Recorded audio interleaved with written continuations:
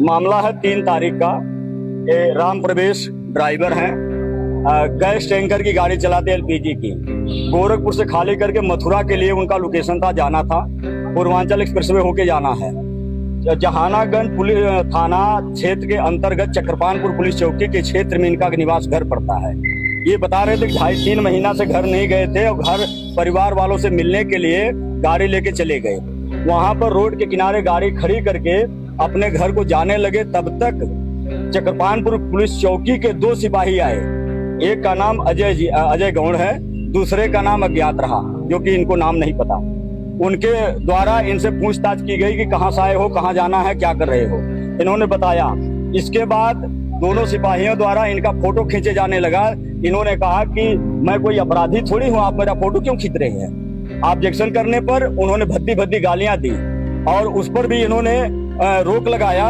इनको जबरदस्ती उठाकर बाइक पर बैठा करके पुलिस चौकी में लाया गया और वहां पे बेरहमी से इनको पीटा गया। यहाँ तक कि हाथ इनका फ्रैक्चर हो गया है, हड्डी क्रैक है। अब बताइए।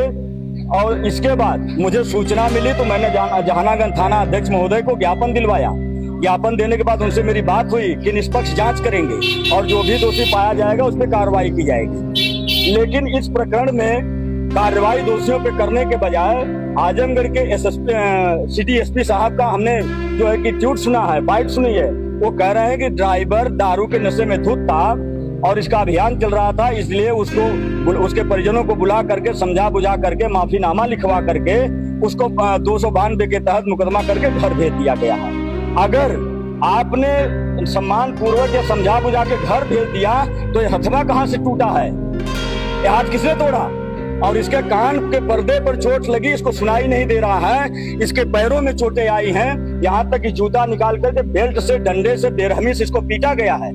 और एसपी साहब कह रहे हैं कि सम्मान पूर्वक उसको दारू अगर पीना इतना गुनाह है तो सरकार दारू क्यों चला रही है उत्तर प्रदेश के अंदर, क्यों नहीं बंद करते लोग।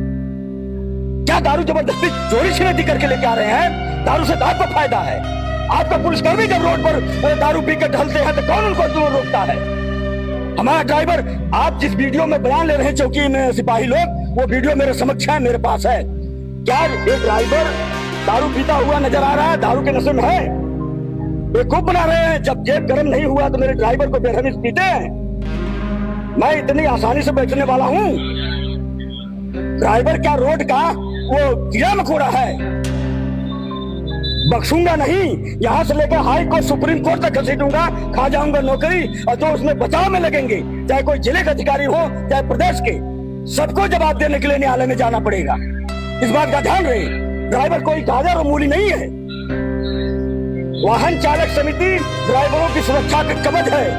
इसमें कोई अपराधी या दुर्दांत या आतंकवादी नहीं जुड़े हुए हैं। ये सब ड्राइवर हैं। इनके संघर्ष से देश और प्रदेश चलता है। मांग यह है कि दोषियों पर तत्काल प्रभाव से पुलिस अधीक्षक महोदय, डीआईजी साहब और डीएम साहब इस मामले को तत्काल प्रभाव से संज्ञान लेकर के और इसकी जांच बैठाएं। वहां पर सीसीटीवी फुटेज लगा हुआ जहां से ड्राइवर को मेरे उठाया गया है।